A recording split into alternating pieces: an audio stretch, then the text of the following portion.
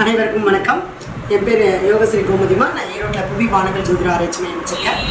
இன்னைக்கு பஞ்சபூதங்களையும் நவகிரகங்களையும் மாந்தி பகவானின் பாதம் தொட்டு இன்னைக்கு இந்த மாந்தி அப்படிங்கிற பதிவை தான் நம்ம பார்க்க போகிறோம். இந்த மாந்தி பகவான் யார்? அவரை ஏன் ஜாதகத்தில் தமிழ்நாட்டுக்குள்ளே எடுக்கிறது இல்லை? தமிழ்நாட்டுக்குள்ளே பார்த்தீங்க அப்படின்னா மாந்தி பகவானை யாருமே எடுக்க மாட்டாங்க. கேரளாவில் மாந்தி இல்லாமல் ஜோதிடமே கிடையாது. பரிகாரமாகட்டும், நம்மளுடைய ஒரு விஷயம் நல்லது நடக்கணும், அதுக்கு ஒரு கர்மாவை நம்ம நிவர்த்தி பண்ணணும் அப்படிங்கக்கூடிய அனைத்து விஷயங்களுக்குமே இந்த மாந்தியை தான் என்ன பண்ணுறாங்கன்னா கேரளாவில் எடுக்கிறாங்க. ஆனால் நம்ம தமிழ்நாட்டுக்குள்ளே இந்த மாந்தி பகவானை யாருமே தொடரதில்லை. மற்ற கிரகங்களையும் மற்ற நவகோள்களையும் நம்ம என்ன பண்ணுறோன்னா நம்ம பிடிச்சிட்ருக்கோம், சரிங்களா? ஆனால் இந்த மாந்தி பகவான் மட்டும்தான் நம்மளுடைய ஜாதகத்தில் இருக்கக்கூடிய ஊழ்வினை கர்மாவை எடுத்து சொல்கிறவர். மாந்தி கரெக்டாக எந்த நட்சத்திரத்தில் நிற்குதோ அந்த நட்சத்திரம் சார்ந்த காரக உறவுகள் கண்டிப்பாக நம்மளுக்கு ஒரு வருத்தத்தை கொடுத்தே தீரும். அடுத்தது மாந்தி எந்த பாவத்தில் நிற்குதோ அது நம்மளுடைய லக்னத்துக்கு எந்த பாவமாக வருதோ அந்த பாவகம் சார்ந்த விஷயங்கள்லையும் நமக்கு ஒரு பிரச்சனையை கொடுத்தே தீரும். அது எப்போ நடக்கும் அப்படின்னா, அந்த மாந்தி நிற்கக்கூடிய நட்சத்திர கிரகங்கள் தசா புத்தி அந்தரம் சூட்சமம் இது நடக்கும்போது கண்டிப்பாக அது நடந்தே தீரும், சரிங்களா? அது திசையாவோ புத்தியாவோ அந்தரமாவோ சூட்சமாவோ கண்டிப்பாக நடக்கும்போது அந்த சம்பவங்களை கண்டிப்பாக நடத்தி கொடுத்தே தீர்வார். இப்போ மாந்தி அப்படின்னு பார்த்தீங்கன்னாலே பிரேத சாபம் அப்படின்னு நம்ம சொல்கிறோம். பிரேத சாபம்னு என்ன? அதாவது மாந்தினால இறப்பு. அப்போ அதாவது என்ன அப்படின்னு பார்த்தீங்கன்னா, மாந்தி உருவானது எப்படி அப்படின்னு கேட்டிங்கன்னா, ராவணனுடைய மகன் இந்திரஜித் பிறக்கும்போது கிரகங்கள் எல்லாம் நல்லா, அதாவது அந்த இந்திரஜித் நீண்ட ஆயுளோட இருக்கணும், எல்லாத்தையுமே ஜெயிக்கணும் அப்படின்னு சொல்லிட்டு ராவணன் என்ன பண்ணுறாராமா, அந்த கிரகங்களை எல்லாத்தையுமே ஒரு இடத்துல அடைச்சி வச்சாரு. அப்போ அடைச்சி வைக்கும்போது அந்த அம்மா வழியில் பிரசவ வழியில் துடிக்கிறாங்க. அப்படி துடிக்கும் போது என்ன பண்ணுறாருன்னா, சனி பகவான் பார்த்துட்டு எப்படியாவது இந்த குழந்தைய நம்ம இந்த உலகத்தில் பிறக்க வைக்கணுமே, அதுக்கு ஏதாவது ஒரு கிரகம் வெளியே இருந்தால் தானே பிறக்க வைக்க முடியும் அப்படின்னு சொல்லிட்டு தன்னுடைய உடம்புல இருக்கக்கூடிய அழுக்கை எடுத்து எட்டி பக்கத்தில் அந்த அந்த கட்டத்தில் ராசி கட்டத்தில் வச்சாராரு. அவர் வச்ச கட்டம் அப்படின்னு பார்த்தீங்கன்னா 8வது கட்டம்.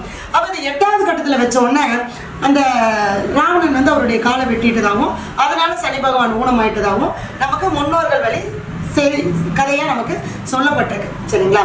அப்போ அந்த மாந்தி அப்படின்னாலே என்ன அப்படின்னா, நம்மளுடைய கர்மவினை. இப்போ ராவணனுடைய கர்மாவை யார் அனுபவிக்க முடியும்? அவனுடைய மகன் தான் அனுபவிக்க முடியும்.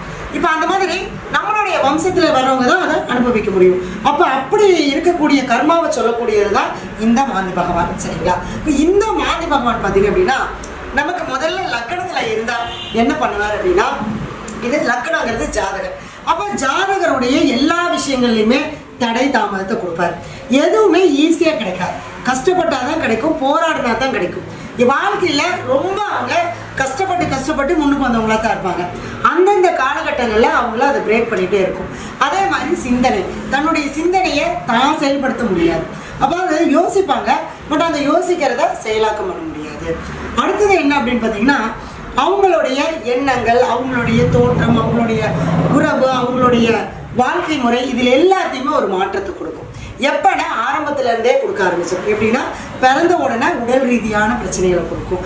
அதுக்கப்புறம் பார்த்தீங்கன்னா கொஞ்சம் வளர அவங்களுக்கு அந்த கல்வி அப்படிங்கிற ஒரு விஷயத்தில் தடையை கொடுக்கும். சரி, கல்வி படிச்சுட்டாங்க, அது போராடி கஷ்டப்பட்டு படிச்சுட்டாங்க, வேலை அப்படிங்க வர்றப்ப அந்த இடத்துல ஒரு பிரேக்கை கொடுக்கும். சரி, வேலை கிடச்சிருச்சு, கடைசியாக திருமணம் அப்படிங்கிற ஒரு விஷயத்தில் கண்டிப்பாக பிரச்சனை கொடுக்கும். எப்பவுமே இந்த மாந்தி பகவான் இருக்கிற இடம் ப்ளஸ்ஸு, இருக்கிற இடமும் பார்க்குற இடமும் ரொம்ப வேலை செய்வார். அப்போ மாந்திக்கு பார்வை இருக்கானா? கண்டிப்பாக இருக்கு. அவர் எங்கே உட்காந்து நேராக 7ஆம் இடத்தை பார்க்குறாரோ, 7ஆம் பார்வையாக பார்க்குறாரோ அந்த பாவத்திலையும் கண்டிப்பாக பிரச்சனை வச்சுருப்பார். அப்போ மாந்தி லக்கணத்தில் உட்காந்து எங்கே பார்ப்பாரு? 7ஆம் இடத்தை பார்ப்பார். அப்போ இந்த 7ஆம் இடத்துல திருமணம் சார்ந்த விஷயங்கள்ல பிரச்சனை கொடுப்பார். சரி, கல்யாணம் நடந்தது, வாழ்க்கை துணை எப்படி இருக்கும்? மந்தமாக இருப்பாங்க. வாழ்க்கை துணைக்கு அது வரைக்கும் எதுவும் பிரச்சனை இல்லாமல் இருக்கும். அதுக்கப்புறம் அவங்களுக்கு உடல் ரீதியாக மன ரீதியாக பிரச்சனைகள் கொடுத்துரும். இந்த மாதிரி அந்த மாந்தி அந்த ஆத்மகாரகனான, அதாவது அந்த பிரேதக்காரகனான அந்த மாந்தி பகவானுடைய சாபமாகப்பட்டது நம்மளுடைய வாழ்க்கையில் தொடர்ந்து வரும்போது என்ன ஆகுனா, நம்மளுடைய அந்த கர்மம் ஒவ்வொரு காலகட்டத்திலையும் நம்மளை மாற்றிக்கிட்டே இருக்கும். நிறைய பார்த்தீங்கன்னா அந்த லக்கணத்தில் மாற்றி இருந்தால் அவங்க நினச்சது ஒன்று நடக்கிறது ஒன்றா இருக்கும். திருமண வாழ்க்கையாக இருந்தாலும் சரி, அவங்க படிப்பு விஷயமா இருந்தாலும் சரி, அவங்க ஒன்று நினச்சிருப்பாங்க, ஆனால் அப்படியே ஆப்போசிட்டாக அவங்களுடைய வாழ்க்கை பாதை மாறிடும், சரிங்களா? வாழ்க்கை பாதையை புரட்டி போடக்கூடியது தான் இந்த லக்கணத்தில் இருக்கக்கூடிய மாந்தி. இதுக்கு என்ன நம்ம பரிகாரம் அப்படின்னு பார்த்தீங்கன்னா, இது ஒவ்வொரு ஜாதகத்திலையும் பரிகாரங்கள் மாறுபடும் கண்டிப்பாக. ஏன்னா அது மாந்தி நிற்கக்கூடிய நட்சத்திரம் ப்ளஸ் மாந்தி நிற்கக்கூடிய கிரகம், அது உங்கள் லக்கணத்துக்கு எந்த பாவம், உங்கள் ராசிக்கு எந்த பாவம், அது இப்போ என்ன தசாபத்தி, அது வழியாக கண்டிப்பாக என்னங்க பரிகாரங்கள் மாறுபடும். சரிங்களா? ஆனால் அந்த மாந்தி தோஷத்தை நிவர்த்தி பண்ணுறதுக்கு என்ன அப்படின்னா, முதல் ஸ்டெப் நீங்கள் எடுத்து வைக்கிறது என்னன்னா, ஒரு மயானத்துக்கு போயிட்டு நம்மளுடைய ஏதாவது ஒரு இறப்புக்கு, அதாவது அவங்களுடைய இறப்புக்கு உங்களால் முடிஞ்சது உதவி செய்யுங்க. இல்லாதப்பட்டவங்களா இருந்தால் அவங்களுக்கு வேற, அதாவது எரிக்கிறதுக்கு ஏதாவது வாங்கி கொடுங்க. அப்படி இல்லையா அந்த குடும்பத்துக்கு ஏதாவது ஒரு உதவி செய்யுங்க. அப்படியே நமக்கு யாருமே இல்லை அப்படின்னா மயானத்துக்கு போங்க, ஒரு மாலை ஒரு துணி வாங்கிட்டு போய் போட்டுட்டு ஒரு கற்பூரம் பற்ற வச்சு, எங்களுடைய முன்னோர்கள் வழியில் யாரோ எந்த ஆத்மாவுக்கோ செய்யாத ஒரு விஷயத்த, ஒரு காரியத்தை நாங்கள் இந்த ஆத்மாவுக்கு செய்கிறோம், அதனால் ஆத்மா எங்களை ஏற்றுக்கிட்டு எங்களுக்கு வந்து ஒரு நல்ல மாற்றத்தை கொடுக்கணும் அப்படின்னு சொல்லிட்டு ஒரு பிரார்த்தனை பண்ணிவிட்டு நீங்கள் வாங்க. கண்டிப்பாக உங்களுடைய வாழ்க்கையில் ஒரு நல்ல மாற்றம் கட்டாயம் நிச்சயமாக அந்த மாந்தி பகவான் கொடுப்பார். சரிங்களா? இந்த மாந்தி பகவானுக்கு நீங்கள் செய்யக்கூடிய பரிகாரங்கள் அப்படிங்கிறது என்னென்னா, அந்த மாந்தி நிற்கக்கூடிய நட்சத்திரத்தை அன்னைக்கு நீங்கள் போய் செஞ்சீங்கன்னா இன்னும் சிறப்பு கொடுக்கும். சரிங்களா? நம்பிக்கையோடு செய்யுங்க, நல்லதே நடக்கும். நன்றி, வாழ்க.